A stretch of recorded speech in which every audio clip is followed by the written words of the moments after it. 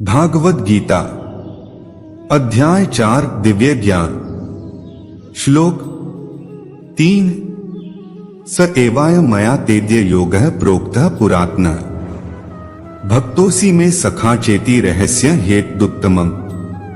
भावार्थ, आज मेरे द्वारा वही यह प्राचीन योग यानी परमेश्वर के साथ अपने संबंध का विज्ञान तुमसे कहा जा रहा है, क्योंकि तुम मेरे भक्त तथा मित्र हो, अतः तुम इस विज्ञान के दिव्य रहस्य को समझ सकते हो। तात्पर्य, मनुष्यों की दो श्रेणियां हैं, भक्त तथा असुर। भगवान ने अर्जुन को इस विद्या का पात्र इसीलिए चुना क्योंकि वह उनका भक्त था, किंतु असुर के लिए इस परम गुह्य विद्या को समझ पाना संभव नहीं है। इस परम ज्ञान ग्रंथ के अनेक संस्करण उपलब्ध हैं।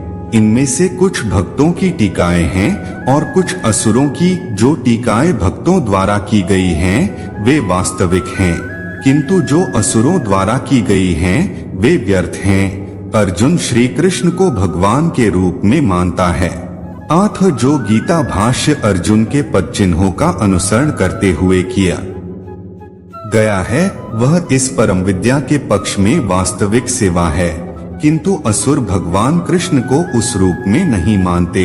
वे कृष्ण के विषय में तरह तरह की मनगढ़ंत बातें करते हैं और वे कृष्ण के उपदेश मार्ग से सामान्य जनता को गुमराह करते रहते हैं। ऐसे कुमार्गों से बचने के लिए यह एक चेतावनी है। मनुष्य को चाहिए कि अर्जुन की परंपरा का अनुसरण करे और श्रीमद् भगवद गीता के इस परम विज्ञान से लाभान्वित हो। अध्याय 4 दिव्य ज्ञान श्लोक 4 अर्जुन उवाच अपरं भवतो जन्म परं विवस्वतः कथमेतद्विजानीया त्वमादौ प्रोक्तवानिति। भावार्थ, अर्जुन ने कहा, सूर्यदेव विवस्वान आपसे पहले हो चुके ज्येष्ठ हैं, तो फिर मैं कैसे समझूं कि प्रारंभ में भी आपने उन्हें इस विद्या का उपदेश दिया था। तात्पर्य, जब अर्जुन भगवान के माने हुए भक्त हैं तो फिर उन्हें कृष्ण के वचनों पर विश्वास क्यों नहीं हो रहा था। तथ्य यह है कि अर्जुन यह जिज्ञासा अपने लिए नहीं कर रहा है, अपितु यह जिज्ञासा उन सबों के लिए है जो भगवान में विश्वास नहीं करते, अथवा उन असुरों के लिए है जिन्हें यह विचार पसंद नहीं है कि कृष्ण को भगवान माना जाए। उन्हीं के लिए अर्जुन यह बात इस तरह पूछ रहा है मानो वह स्वयं भगवान या कृष्ण से अवगत न हो, जैसा कि 10वें अध्याय में स्पष्ट हो जाएगा। अर्जुन भली भांति जानता था कि कृष्ण श्री भगवान हैं और वे प्रत्येक वस्तु के मूल स्रोत हैं तथा ब्रह्मा की चरम सीमा हैं।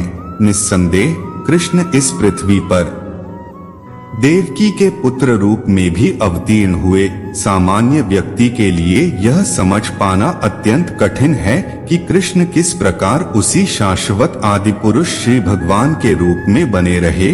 अतः इस बात को स्पष्ट करने के लिए ही अर्जुन ने कृष्ण से यह प्रश्न पूछा, जिससे वे ही प्रामाणिक रूप में बताए कृष्ण परम प्रमाण हैं। यह तथ्य आज ही नहीं अनंत काल से सारे विश्व द्वारा स्वीकार किया जाता रहा है, केवल असुर ही इसे अस्वीकार करते रहे हैं। जो भी हो, चूंकि कृष्ण सर्वस्वीकृत परम प्रमाण हैं, अतः अर्जुन उन्हीं से प्रश्न करता है जिससे कृष्ण स्वयं बताए और असुर तथा उनके अनुयायी जिस भांति अपने लिए तोड़मरोड़ करके उन्हें प्रस्तुत करते रहे हैं उससे बचा जा सके। यह प्रत्येक व्यक्ति के लिए आवश्यक है कि अपने कल्याण के लिए वह कृष्ण विद्या को जाने।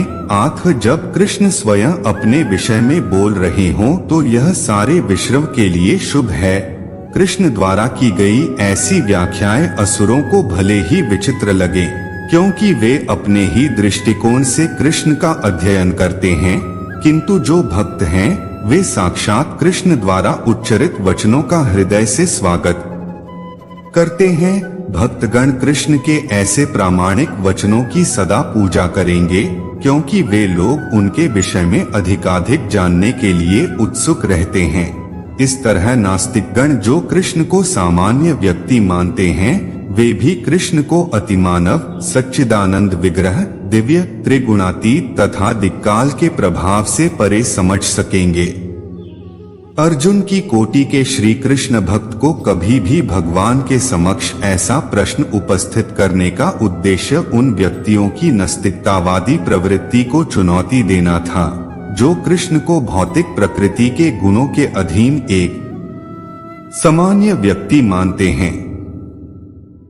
हरे कृष्णा।